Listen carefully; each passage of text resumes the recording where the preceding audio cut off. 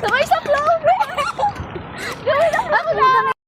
Hi mga babe, ayan nga, sobrang tagal ko nga hindi nakapag-upload ng mga vlog. And ayun, mag-a-day in my life nga tayo. And nagpunta nga kami ngayon sa circle ng Blue Mountain. And kasama ko yung mga pinsan ko and yung kapatid ko and yung maliligo mga babe, nagbabadminton lang kami kanina and then nag-jogging na nga kami dahil wala kaming magawa. Sobrang ganda nga ng view dito.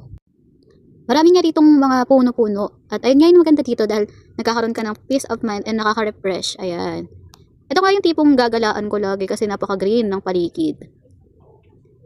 Ayan. At napakalapit nga lang namin dito sa bahay. Para naman makapag-jogging-jogging kami kaya naman nilakad na lang namin. Ay, nako talaga. Dahil nga, hindi na ako masyadong nagja-jogging. Sobrang tagal na nga nung nag-jogging ako.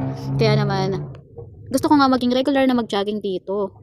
Kasi maganda talaga yung place ng pagja-joggingan ko. Then malapit pa and marami pang puno.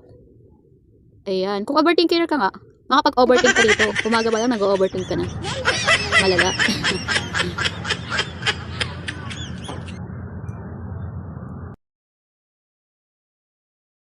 Maya-maya nga ay nagkayaan nga mag-Cloud9. Kaya naman, nag-Cloud9 na kami. Total, gumala na rin kami. So, susulitin na namin. Kaya hindi ako ready na magka-Cloud9 kami. Then, hindi ako nakapamporma na suot. And hindi ako demure ngayon. Kaya, yan naman, nilakad namin yung papunta dito sa sakay ng mga tricycle. And ayun, si Joy, sinipa yung i-friend niyang isa. Oh my God. Eh, natutuwa lang ako sa mga batang to kasi ang solid ng pagkakaibigan nila.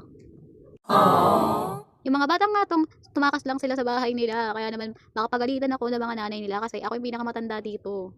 Eh, niyaya lang naman nila ako kaya sumama din ako. Ayaw, di ma. Ano yung essence nyo?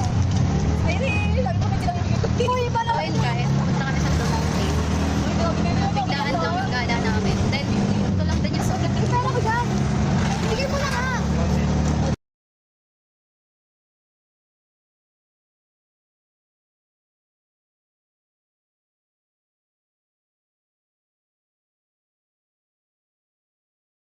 At andito na nga kami agad sa Cloud9.